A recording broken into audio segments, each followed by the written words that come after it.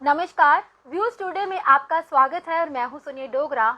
आज हम रूबरू करवाने जा रहे हैं जो कि शख्स मेरे साथ मौजूद हैं जिनका नाम है सुनील डिम्पल जी, जो कि किसी भी तारीफ के मोहताज नहीं है। और आप सब जानते ही हैं कि हर काम को लेके, चाहे वो बच्चों की बात करे, चाहे आम विवाम की बात करे, हर एक मुद्दे को लेके आगे बढ़ चढ़ के दिखते हैं। बाकी नेता की बात करें, चाहे भारतीय जनता पार्टी की बात करें, कांग्रेस पार्टी की बात करें, ये सब पार्टी हमें बाद में दिखती है। सबसे पहले सुनील डिम्पल जी एक ऐसे शख्स है जो कि हर एक के बीच में हमें दिखाई देते हैं, चाहे वो गरीब व्यक्ति हो, चाहे वो हम FAA बच्चों की बात करें, चाहे वो कोई भी किसी चीज की बात करें, लेकिन ये शख्स जो है दिन रात हमें देखने को मिलते हैं। हालांकि थोड़े ही दिन पहले की बात करें, सुनील डिम्पल जी फाइनेंस अकाउंटेंट असिस्टेंट के बच्चों की बात करें, जो कि अभी तक कोई भी नेता उनके पास नहीं आया। सुनील डिम्पल जी ऐसे शख्स है जो कि उनके बीच में चौंकड़ी मारकर बैठे थे, उन बच्चों के बारे में सुना, उनको लेके, जैसे कि आपने देखा होगा मीडिया के थ्रू, एक पर्सन जो था बीमार हो गया, अपने हाथों से उठाते हुए गाड़ी में बिठा के सुनील डिम्पल जी उनको लेके गए। तो चलिए अब इस बारे में हमारे साथ बातचीत करने के लिए जुड़ चुके हैं। सबसे पहले सर, व्यूज टुडे में आपका बहुत बहुत स्वागत है सर। धन्यवाद सोनिया। और आपका सवाल मैं समझ गया कि आपका इशारा है बेरोजगारी की तरफ, बढ़ती हुई बेरोजगारी की तरफ, और आपका यह भी इशारा लगता है मुझे कि ये एक मुहिम जो हर घर तिरंगा, घर घर तिरंगा का मुहिम चल रही है, ये दोनों चीजें आपस में किस तरीके से क्लैश कर रही हैं। और ऊपर से हमारा स्वतंत्रता दिवस भी आ रहा है और ये 75वां स्वतंत्रता दिवस, इंडिपेंडेंस डे है। और बड़े अफसोस की बात है कि बेरोजगारी जम्मू कश्मीर में जो हमें ख्वाब दिखाए गए थे 5 अगस्त 2019 से पहले, हमारी रियासत का दर्जा तोड़ने के पहले, हमारा स्पेशल स्टेटस 370-35 से छीनने से पहले जो ख्वाब हमें दिखाए गए थे, वो सारे के सारे ख्वाब झूठे निकले। वो सारे दावे, पीस, नॉर्मेलिटी, डेवलपमेंट, रिक्रूटमेंट, वो सारे खोखले दावे साबित हुए। आज आपने ये देख लीजिए कि फाइनेंस अकाउंट्स असिस्टेंट के बच्चे आज 16 दिन हो गए हैं, वो प्रेस क्लब के बाहर बारिश में, धूप में, गर्मी में, हुम्मस में और बरसात में वो वहां बैठे हुए हैं और बीमार हो रहे हैं। कई बच्चों को टेरिफाइड हो गया, डिहाइड्रेशन हो गई, बेहोश हो गए, फेंट हो गए। और आपने सही कहा कि मैंने एक बच्चे को नहीं, 10 बच्चों को उठा करके मेडिकल कॉलेज में पहुंचाया है जो बीमार हो गए। और सोनिया, आपकी जानकारी के लिए और व्यूअर्स की जानकारी के लिए बता दूं, ये बच्चे मेरिटोरियस बच्चे हैं, फाइनेंस अकाउंट्स असिस्टेंट की मेरी बेटियां और बेटे, और वो उनका आप ये हशर कर रहे हैं। आप तो कहते हैं कि घर घर बेटी पढ़ाओ बेटी बचाओ। हमने, हमारे लोगों ने, माँ बाप ने बेटियां पढ़ाई, बेटियां बनाई इस काबिल, लेकिन आपने हमारी बेटियों को सड़कों पे बिठाया और उन्हें बुरी तरह से रुलाया। मैं इसी महीने, मुझे याद है कि 1 जुलाई को मैं उपराज्यपाल मनोज सिन्हा साहब से मेरी मुलाकात हुई थी, इस बारे में हुई बात। हाँ जी। और साथ ही अभी मैंने कल भी LG मनोज सिन्हा साहब जम्मू के दौरे के ऊपर आए हैं, मैंने एक वीडियो रिकॉर्डेड मेमोरेंडम भेजा उनको कि साहब आप कर क्या रहे हैं, आपको क्या दिखाई नहीं दे रहा कि हमारे बेरोजगार नौजवान किस तरीके से तड़प रहे हैं, जम्मू की सड़कों के ऊपर हैं, पुलिस उनको लाठीचार्ज करती है, मारती है, जेलों में ठूसती है, बालों से पकड़ पकड़ के बच्चियों, बेटों को और बेटियों को जेलों में ठूस देती है। तो आपको क्या दिखाई नहीं दे रहा, सुनाई नहीं दे रहा? आपकी एडमिनिस्ट्रेशन की क्या एजेंसीज हैं?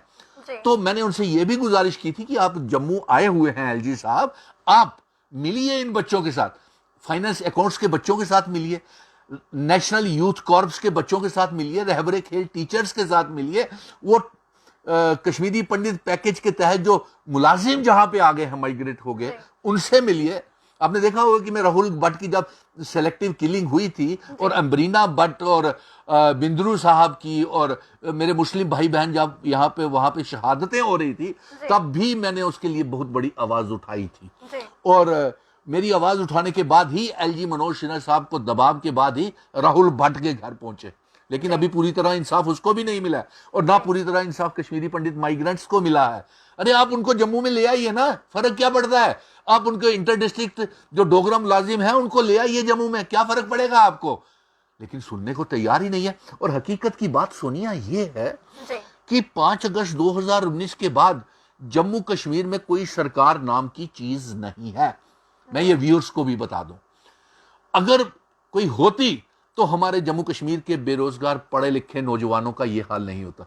आज इमरजेंसी फायर एंड इमरजेंसी की लिस्ट में धांधली हुई, बिल्कुल सब इंस्पेक्टर की पोस्टें जो थी वो लिस्ट खारिज कर दी, और ये फाइनेंस अकाउंट्स असिस्टेंट के जो बच्चे हैं ना जिसकी आप जिक्र कर रही हैं, ये बच्चों ने सब इंस्पेक्टर की पोस्ट भी मेहनत करके वो रिटर्न क्वालिफाई किया हुआ था, ठीक है। और यहाँ पे वो बिना टांग के बच्चे भी मैंने देखे, और हमदर्दी होती है। ये सरमाया है, ये क्या संदेश लेकर के जा रहे हैं सरकार की तरफ से। आपने इनको विश्वासघात और धोखा नहीं दिया, आपने मोदी जी और भाजपा को भी मैं कहता हूं, और आप बड़े अफसोस की बात है, तिरंगा हमारे दिलों में है, तिरंगा इनके दिलों में है, जो नेशनल यूथ कॉर्प्स बच्चे जो भाजपा के दफ्तर के बाहर धरने पे बैठे हुए हैं, तिरंगा उनके दिलों में भी है, जो मनरेगा के बच्चे भारतीय जनता पार्टी के दफ्तर के बाहर आज बैठे हुए, तिरंगा उनके दिलों में भी है, जो रहबरे खेल बच्चों के साथ जिन्होंने आपने विश्वासघात किया। और बड़ी अफसोस की बात है, ये इनके जो लोग कहते हैं, और तिरंगा उनके दिलों में भी है जो पीएचई, पीडीडी, पीडब्ल्यूडी के डेली वेजर्स हैं। आप दिखाना क्या चाहते हैं? ये तिरंगा हर घर तिरंगा, घर घर तिरंगा की मुहिम, और पैसे आप गरीब लोगों से, सरकारी स्कूलों के बच्चों से, प्राइवेट स्कूलों के बच्चों से आप पैसे ले रहे हैं क्या ये? और आपने क्या, अरे यार तिरंगे तिरंगे हमारे दिलों में बसते हैं साहब, हम खुद खरीदेंगे तिरंगे।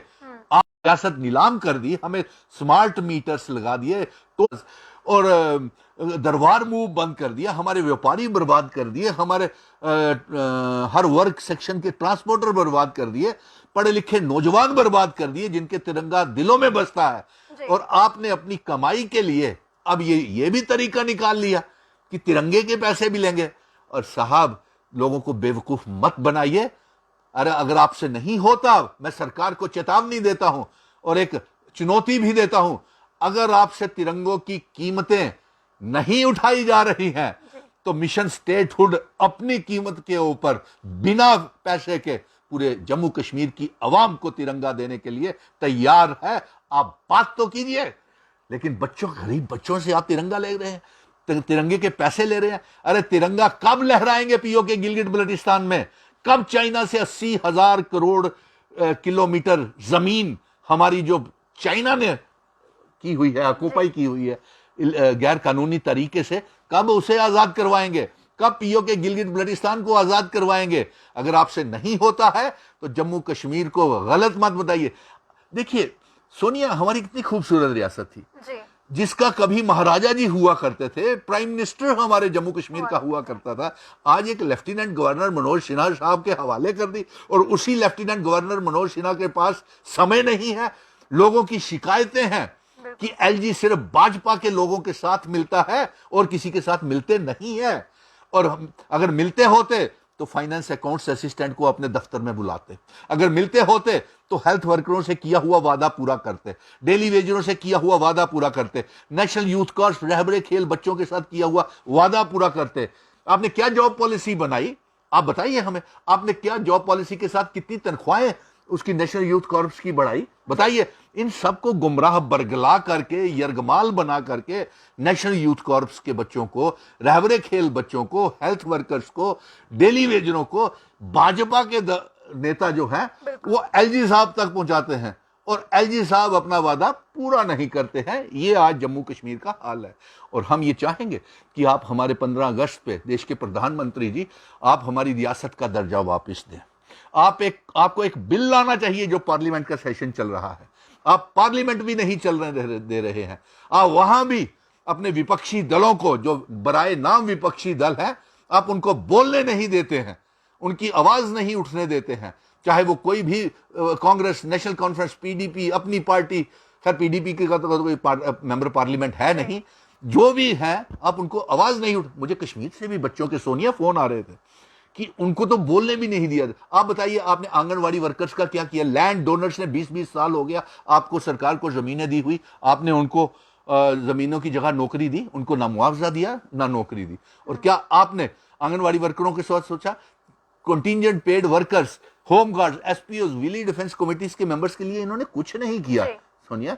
और ये मैं अमित शाह जी से भी मिला था, मैंने उनसे भी कहा था कि देखिए आपसे लोगों को, नौजवानों को बहुत सी उम्मीदें हैं जी और ये मेरी मुलाकात उनके साथ एमएएम स्टेडियम में हुई थी जी और अमित शाह साहब को मैंने जम्मू का पैगाम पहुंचा दिया। उसके बाद प्रधानमंत्री जी भी आए, उनको भी दौरे में सारी बातों में हमने बताया। लेकिन अफसोस की बात यह है, देश के प्रधानमंत्री आते हैं, होम मिनिस्टर आते हैं, डिफेंस मिनिस्टर आते हैं, जम्मू कश्मीर की आवाम को, बेरोजगार नौजवानों को कुछ हासिल नहीं होता। बिल्कुल बेरंग के बेरंग हम चले जाते हैं। तो ये बात है कि ये हमारे जम्मू कश्मीर को तबाह कर रहे हैं, बर्बाद कर रहे हैं। मिशन स्टेटहुड का ये रोड मैप है। हम जम्मू कश्मीर और लद्दाख को फिर से इकट्ठा करेंगे और पीओके गिलगित बल्टिस्तान जो जम्मू कश्मीर का हिस्सा है उसे नक्शे पे वापस लाएंगे। और जो हमसे 5 अगस्त 2019 को छीना है स्पेशल स्टेटस, हमारा स्टेट सब्जेक्ट 370, वो सब वापस आएगा। वो गैर कानूनी तरीके से इन्होंने हमसे छीना है। सर, अग्निपथ स्कीम की बात करें, अग्निपथ स्कीम को लेके युवा पीढ़ी जो है वो निराश जता रहे हैं और भाजपा का कहना है, भारतीय जनता पार्टी कहना है कि ये युवा पीढ़ी के लिए स्कीम जो निकाली गई है, क्या कहेंगे सर आप इस पे? जी सोनिया, आपने बड़ा अच्छा सवाल किया। हमने पहले दिन से ही विरोध कर रहे हैं कि अग्निपथ जो स्कीम है ये बिल्कुल बेकार स्कीम है। ये हमारी security forces, army, navy, air force के लिए ये डेंजरस साबित हो सकते हैं।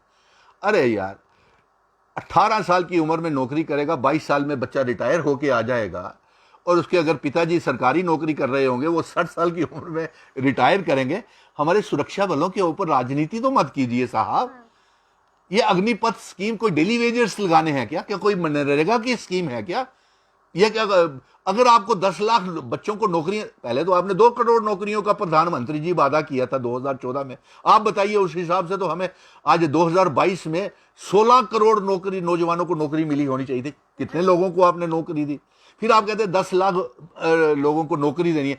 ठीक है, अगर आपको ये अग्निपथ स्कीम के तहत बच्चे लगाने हैं तो आप पीएचई डिपार्टमेंट में लगाएं, PDD, PWD, RNB, food and supply departments में लगाएं, ताकि एक डिसिप्लिन जो हमारी सेना का है, हमारे सुरक्षा बलों का है, हमारे एयरफोर्स का है, हमारी नेवी का है, वो डिसिप्लिन तो मेंटेन रह सके। और फिर मुझे बताइए कि ये बच्चे 4 साल के बाद जब गोली चला करके सीखना आएंगे तो हमारे ऊपर तो आगे ही फॉरेन फोर्सेस निगाहें टिका करके बैठी हुई है। उन्हें तो ट्रेंड बना बनाया रैंक एंड फाइल मिल जाएगा। कहीं भी मिस यूज हो सकते हैं।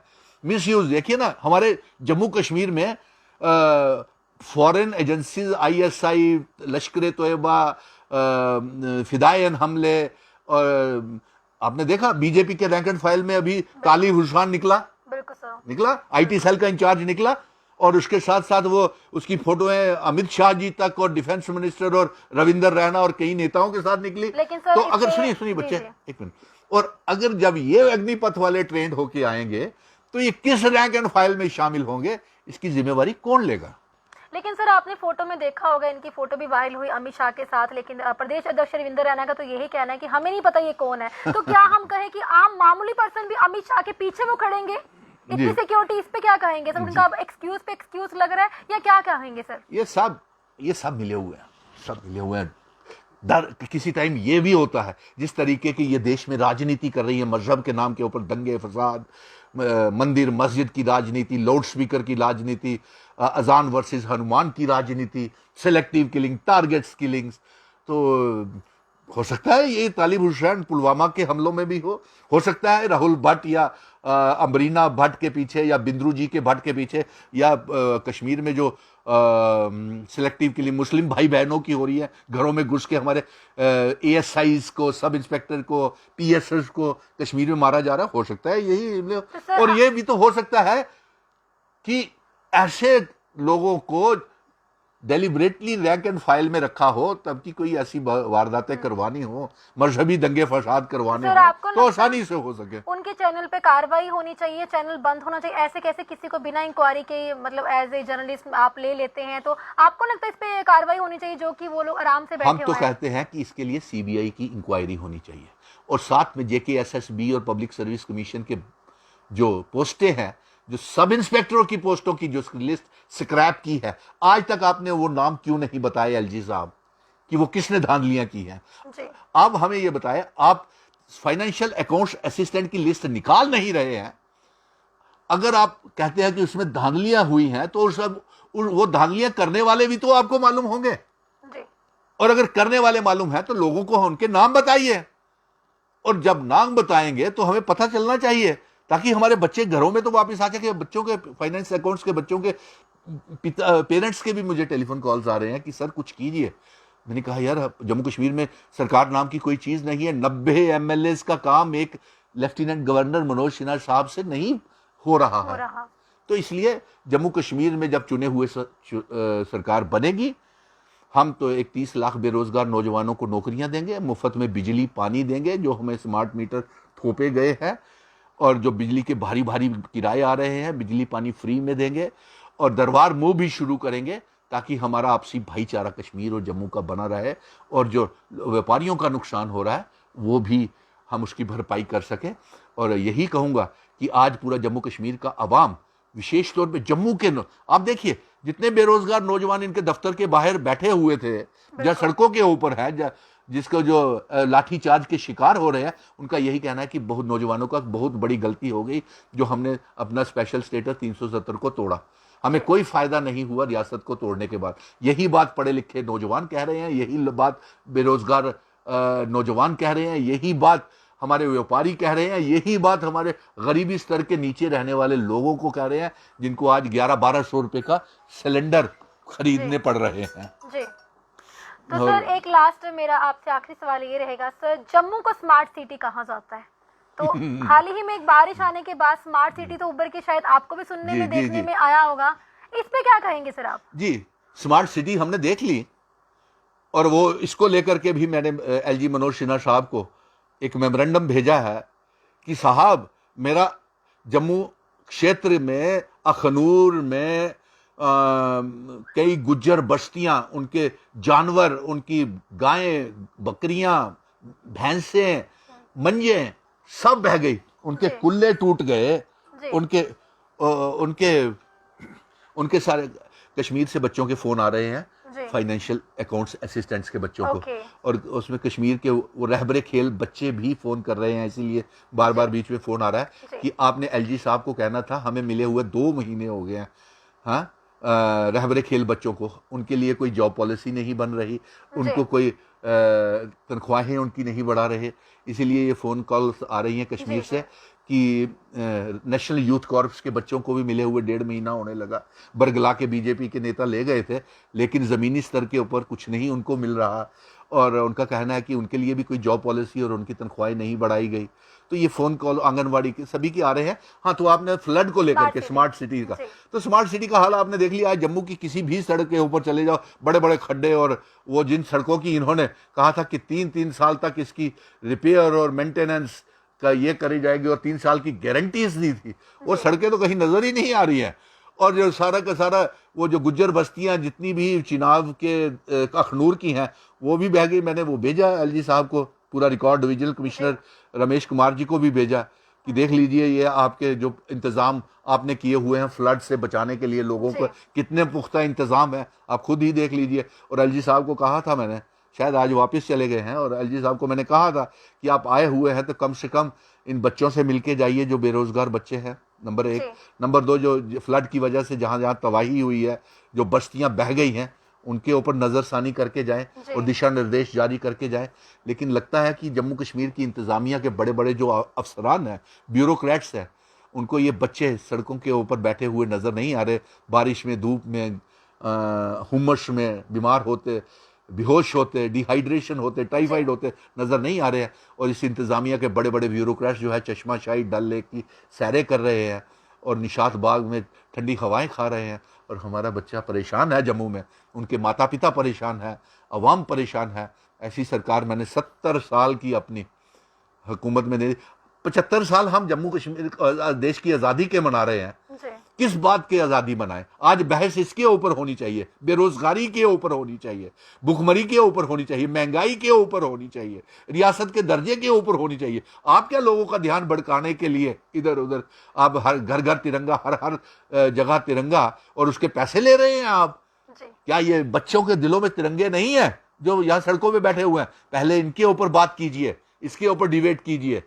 तिरंगे तो हमारे दिलों में बसते हैं, इस तिरंगे के कि आन बान शान के लिए मिशन स्टेटहुड अपनी जान की कुर्बानी भी दे सकता है, लेकिन हम ये कहेंगे कि अगर आपके पास लोगों को तिरंगे मुफ्त में देने के लिए नहीं है तो आप कहिए हमें, मिशन स्टेटहुड पूरे जम्मू कश्मीर की आवाम को मुफ्त में तिरंगे बांटेगा। और आप इनके ऊपर भी पैसे कमा रहे हैं, जैसे स्मार्ट शहर तो बनाया नहीं, लेकिन स्मार्ट मीटर बना करके हमारे गरीब लोगों को बारी बारी बिल थमा करके उनकी जेबें आपने खाली कर ली। मुझे लगता है कि मैंने सारी आपकी बातों का जवाब दे दिया है बिल्कुल सोनिया। सर। बाकी सर, हमारे जो व्यूवर्स आपसे प्यार करते हैं, जो उनको हमारे चैनल के माध्यम से आप क्या संदेश देना चाहते हैं सर? यही देना चाहेंगे कि सोनिया बड़ी अच्छी पत्रकार है, इसका कैमरामैन भी बड़ा अच्छा पत्रकार है, और व्यूज टुडे की अच्छी एक सच की बात करता है और अवाम तक सच्चाई पहुंचाता है, और अच्छा इसका पहुंच है। और ज़्यादा से ज़्यादा सोनिया डोगरा को जो एंकर है व्यूज टुडे की, अच्छी समझदार पत्रकार है, और इसका पूरा पूरा सहयोग दें। और संदेश यही है कि आपसी भाईचारा बनाए रखें, रियासत के दर्जे के लिए जंग लड़ें, बेरोजगारी के खिलाफ जो हमारे साथ भेदभाव हुए हैं, जिस तरीके से हमारे जम्मू कश्मीर रियासत को बर्बाद किया है, ये भूलना नहीं, और समय आने के ऊपर इसका जवाब ज़रूर मांगना। चलिए सर, बहुत बहुत शुक्रिया हमें अपना कीमती समय देने के लिए। तो दर्शकों, क्या कहें, ये थे हमारे साथ जुड़े सुनील डिम्पल सर, जिनके बारे में हम बोले उतना ही कम है, जितनी तारीफ करें उतने ही कम है। हालांकि हमारे जम्मू एंड कश्मीर की बात करें, जो हालात की बात करें, तो हमें कोई भी बढ़ चढ़ के नहीं दिखेगा। सिर्फ और सिर्फ एक शख्स दिखेंगे, वो है सुनील डिम्पल जी। ये है पहले शख्स, जैसे कि आपने देखा सच में कश्मीर सीआरपीएफ की तरफ से कॉल आ रही थी, ये पहले सर हैं जो कि आम जनता की आवाज को आगे तक पहुंचाते हैं। चाहे वो बात करें एलजी मनोज सिन्हा की बात करें, डरते नहीं हैं किसी से। अगर भारतीय जनता पार्टी की बात करें तो सिर्फ और सिर्फ आश्वासन जो है लोगों का कहना है, आम बच्चों का कहना है, सिर्फ आश्वासन झूठे दिए जाते हैं। और कहते हैं कि कथनी और करनी में बहुत फर्क होता है। यहाँ पे अगर ये सर कहते हैं और करके भी दिखाते हैं। अगर इन्होंने कहा है एलजी मनोज सर को यहाँ पे इस बारे में बात करी है, तो वो करी है, चाहे इनके पास अब प्रूफ जो है वो ले सकते हैं। ये वो शख्स है, जितना हम कहें उतना ही कम है। इस तरह की और अपडेट के साथ देखते रहेगा व्यूज टुडे। सोनिया डोगरा को दीजिए आज्ञा, नमस्कार।